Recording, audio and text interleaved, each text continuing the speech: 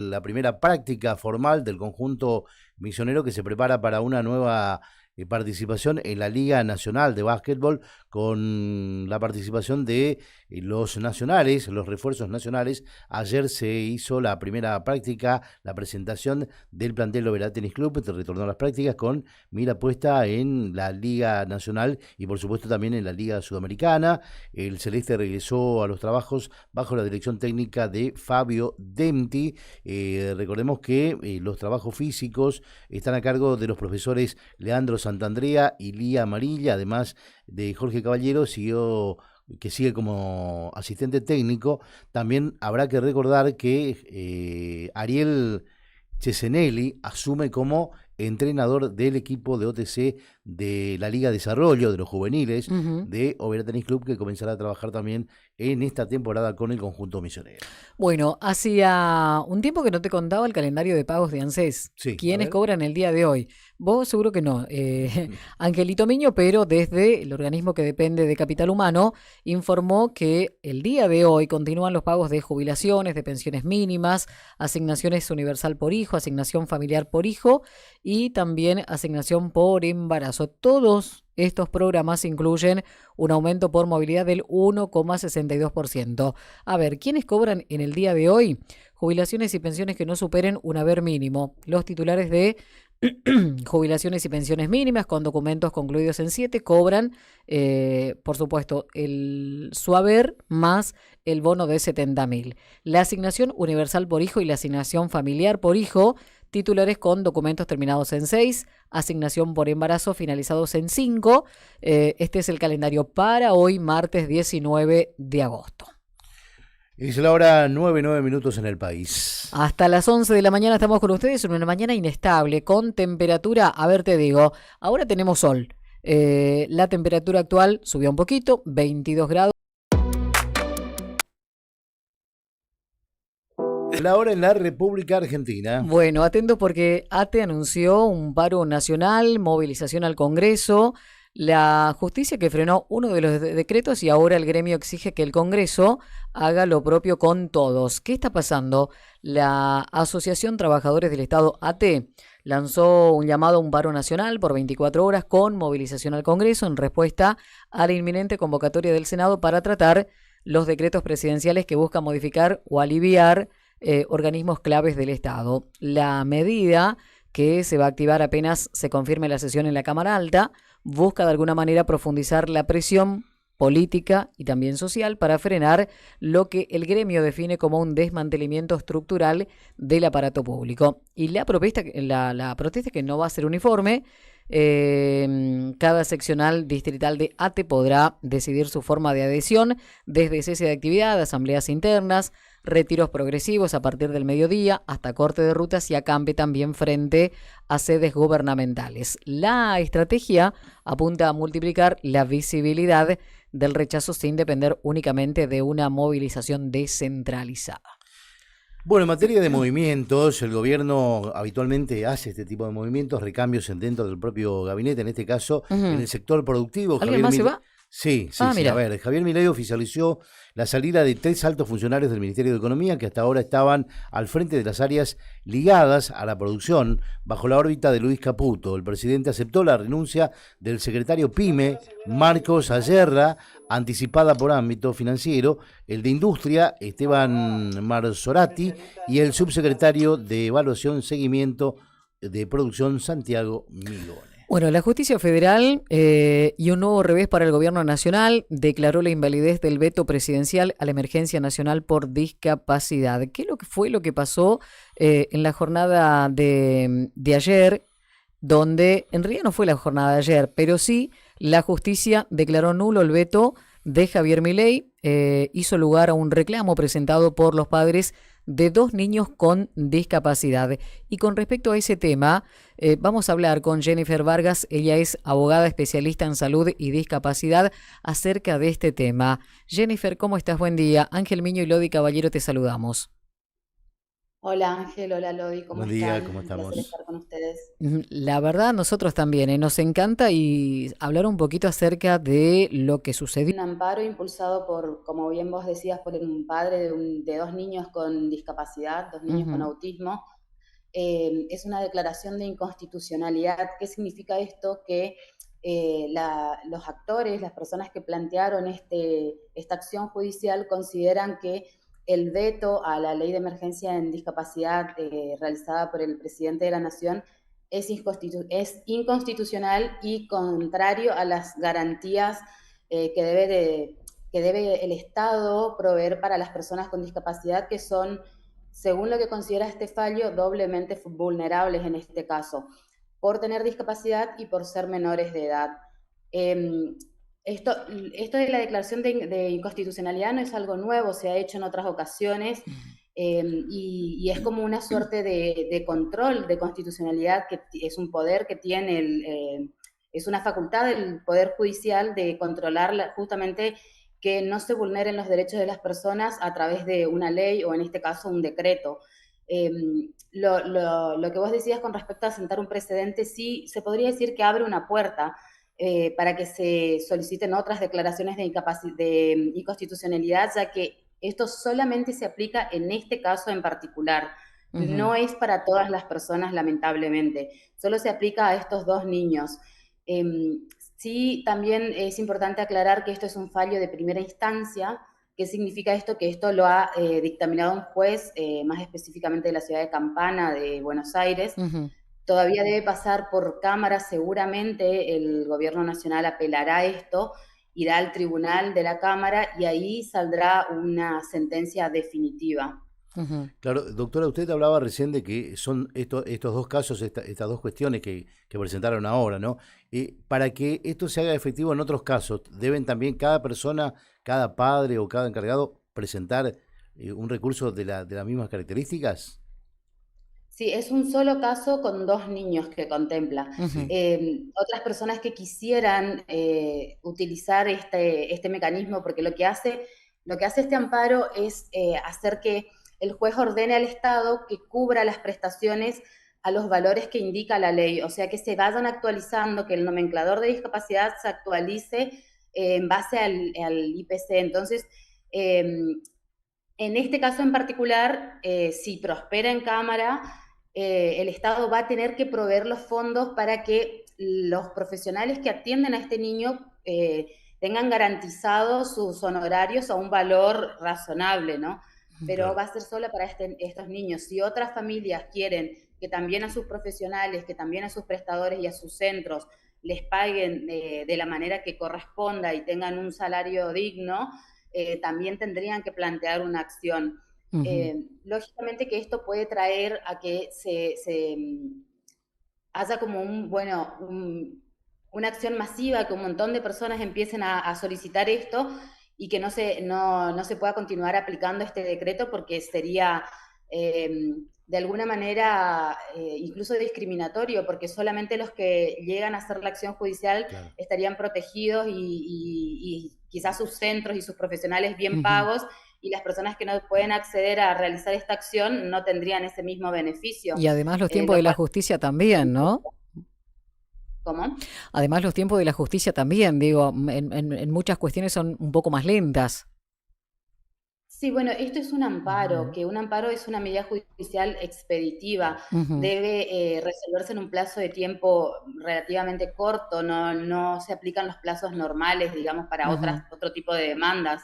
Eh, pero me parece muy importante los fundamentos que utilizó el juez, que habló de que este veto fue irrazonable, que fue arbitrario y sobre todo que es contrario a las convenciones internacionales, a lo que dice la Corte Interamericana, que es como una suerte de regresión de los derechos de las personas con discapacidad y que es algo que no debería suceder.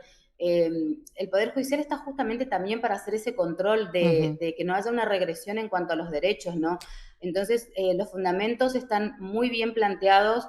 Yo leí el fallo completo, es un fallo muy interesante, muy importante y da herramientas para otras personas que puedan tener interés en el tema y conocer del tema. Los fundamentos del Estado Nacional hablan del déficit fiscal, de mantener eso, una cuestión que está muy por debajo en cuanto a jerarquía constitucional, en el sentido de que está, por supuesto, muy por encima proteger los derechos de los más vulnerables, no solamente de las personas con discapacidad, también se habla de ancianos, de personas en estado de vulnerabilidad, muy por encima de estos escuetos argumentos relacionados a una cuestión económica muy difusa, ¿no? Ujú. Claro. Bueno, y además la justicia, en definitiva, diciendo que el Estado no puede retirarse y abandonar por ahí a la suerte a las personas con discapacidad, sino mínimamente cumplir con las prestaciones básicas. Sí, las personas con discapacidad tienen derecho a tener Mm, el máximo nivel de vida posible y a que el Estado garantice que accedan a las mismas oportunidades que personas que no están en las mismas condiciones. Tratar de equiparar a quienes tienen una discapacidad con personas que no la tienen. ujú, Y aquí la afectación no es solamente de lo meramente médico, ¿no? En este caso en particular se habla mucho de lo educativo porque estos dos niños específicamente necesitan apoyos, van a una escuela especial, van a un CET, que es un centro educativo terapéutico, donde hay profesionales formados que pueden acompañar en la educación a estos niños, no pueden quizás asistir a una escuela común, entonces no solamente se ven afectados en su tratamiento, sino también se ven afectados en su derecho a la educación. ujú. Claro, doctora, usted hablaba de esta presentación que es expeditiva, que debe resolverse rápidamente. Seguramente, como decía usted, el gobierno también va a apelar esta medida. También tiene ese efecto que el tribunal se expida rápidamente. Y si esto llegara a ocurrir, ¿cuáles son las otras instancias que continuarían las partes justamente para ver si se aplica o no? En cuanto a lo que es la apelación específicamente a Cámara, también los plazos son muy cortos. Imagínate que los plazos Sí, de apelación y de contestación de la apelación son de 48 horas y 24 horas, perfecto. Mm, así que son realmente muy cortos. Cuando digo que el plazo es expeditivo, lo es realmente. Eh, Después de la Cámara, la única opción que queda es la Corte Suprema de Justicia. Por supuesto que si ya hablamos de la Corte Suprema, a pesar de ser una acción de amparo, los tiempos son un poco más largos, es mm, diferente porque, bueno, la Claro, Corte es el máximo eh, órgano de nuestro país, por claro. supuesto. claro. Y mientras, Pero sí puedo decir que este caso en particular ha planteado que en el caso de que haya apelación, una medida cautelar para que se sostenga este fallo hasta que se resuelva finalmente. Algo que es muy importante, porque si tuviera un efecto suspensivo, que significa que no se puede aplicar este fallo hasta que se resuelva definitivamente la sentencia, sería como una forma sería realmente no tendría una claro. aplicación real esto, ¿no? Se diluiría esto porque pasaría quizás muchísimo tiempo hasta que la Corte lo trate y lo resuelva. Pero si se llega a dar esta cautelar y si se ordena que durante la tramitación de estas apelaciones Mm. el fallo se mantenga, bueno, eso sería un gran logro porque estarían protegidos estos niños por todo ese periodo. Claro. Ahí era cuando hablaba de los tiempos de la justicia, ¿no? Jennifer, ¿tenés información si en Misiones tuvieron que recurrir a la justicia o no? ¿Algún caso, En, digo? yo no conozco ningún caso que se haya planteado hasta ahora de amparo por este tema en particular, pero sí hay muchísima jurisprudencia y muchísimos casos de amparo. Y acá en la Cámara Federal de Posadas nosotros tenemos un fallo muy importante respecto a específicamente los valores que se manejan para discapacidad. La Cámara Federal de Posadas ha establecido que los valores del nomenclador de prestaciones para discapacidad no es acorde a lo que efectivamente cobran y deberían cobrar los profesionales. Aquí hay un caso muy emblemático que ha llegado a la Corte y que ya está resuelto de un padre que ha solicitado que se le pague a los profesionales lo que realmente cobran y no lo que dice el Mm. nomenclador. Mm. Y ese caso ha tenido una resolución exitosa y esta familia está protegida porque sus profesionales están recibiendo un pago justo. Pero es un Y esto es caso. anterior Mm, a la ley, ¿no? Esto es mm, un caso un poco más antiguo. Claro, doctora, respecto al tema, usted hablaba de la presentación en cada uno de los casos, ¿no? Para justamente para acceder a este beneficio. ¿No puede haber una presentación colectiva auspiciada por alguna entidad justamente que se dedique a la atención de las personas discapacitadas? Sí, se puede hacer una acción de declaración de incapacidad. Esto es un amparo con una solicitud de una acción meramente declarativa. Se puede hacer una acción para que se declare directamente inconstitucional el veto y se aplique para todas las personas. El organismo que quizás podría llevar adelante esto es la Defensoría Pública, porque son ellos los que pueden realizarlo de manera gratuita para todas las personas que lo soliciten, ¿no? Nosotros tenemos acá una Defensoría Federal, que ellos tienen un funcionamiento bastante bueno, acompañan a muchas familias, de hecho yo trabajo de manera bastante cercana con ellos. Acá hay muchas familias en situación de vulnerabilidad que no tienen la capacidad de abonar los costos de honorarios o de gastos de Claro. inicio de un juicio, porque no solamente son los honorarios del abogado.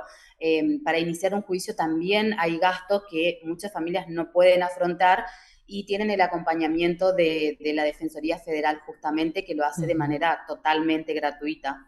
Claro, ¿y esto por qué las personas desconocen esta defensoría justamente federal o simplemente no? A ver, no están en Es que conocimiento pleno. claro, no es que se desconoce en el ámbito por ahí de las personas que estamos en lo que es el activismo y la pelea por Sí, los derechos de las personas con discapacidad, pero sí el común de la gente muchas veces desconoce esto porque quizás eh, no tiene la difusión que debería. Estas instituciones no tienen por ahí tanta participación en lo social o no llevan a cabo por ahí tanta acción de difusión de los derechos. Entonces, por ahí no llega a todas las personas, pero desde nuestra fundación particularmente nosotros asesoramos a las personas y esta es una de las opciones que nosotros brindamos. Como gratuitas, ¿no? Está la Superintendencia de Servicios de Salud, que es una opción administrativa de reclamo, y para la opción judicial de reclamo, gratuitos hablamos, por sí, supuesto, sí. ¿no? Está Ujú. la Defensoría Federal. Lo pueden buscar en Google, está ahí, la dirección es está por la calle Morcillo, no recuerdo exactamente la altura, pero Mm. eh, pueden acceder a hacer sus consultas ahí y ellos tienen la obligación de dar asistencia a las personas que así lo requieran. Nosotros lo recomendamos muchísimo realmente. Yo recomiendo a veces mucho más hacer el reclamo a través de la Defensoría que hacerlo ante la Superintendencia de Servicios de Salud, porque los tiempos de la Superintendencia lamentablemente son demasiado largos para lo que requiere un tema de salud y un tema urgente como lo suele ser en estos casos. Lamentablemente, por lo menos en nuestra experiencia como fundación, la superintendencia no viene funcionando bien desde hace bastante tiempo, pero últimamente aún ha habido más demoras y menos respuestas para los reclamos. También es cierto que el volumen de reclamos que hay hoy en día, tanto extrajudicial como judicial en materia de salud, es altísimo, porque hay un incumplimiento tremendo por parte de las obras sociales y prepagas. Entonces, sí es cierto que los casos son realmente muchísimos. Jennifer, te agradecemos mucho por su tiempo y por que nos hayas dejado en claro también lo que sucedió y qué es lo que pueden hacer, ¿no? También las personas con discapacidad y su familia sobre todo. Gracias a ustedes por hablar del tema y por difundir esto que es tan importante para las personas con discapacidad creo que para la sociedad en general, ¿no? Ujú. Gracias, que tengas buen día. Buen día. Hasta Hasta luego. luego. Bueno, Jennifer Vargas es abogada especialista en salud y discapacidad, es presidente de la Fundación de Familias TEA aquí en la provincia de Misiones y hablando de este caso en particular, ¿no? Donde la justicia anuló el veto del presidente a la ley de emergencia de discapacidad, ¿no? Sí, Para sí, un sí. caso. Bueno, se está dando, ¿no? Para un caso particular, pero no descartó la posibilidad No, que se presenten de manera colectiva también algún reclamo por parte de alguna entidad, justamente así tiene que... más peso, ¿no? También. Exacto, ¿Mm? sí, yo creo que sí. Y aparte, digamos, para que sea efectiva y que sea rápida la medida, ¿no? Así De como acuerdo. fue esta anterior. Exacto, exacto. Bueno, de todas maneras, sobre este tema estaba leyendo recién que el gobierno nacional toma nota de esta cuestión y si, a ver, la Cámara de Diputados ratifica el veto, Sí. El gobierno estaría tomando algunas decisiones respecto justamente a esta ley de discapacidad, tratar de morigerar lo que hasta ahora pareciera ser conspirar contra justamente el tratamiento de las personas con discapacidad.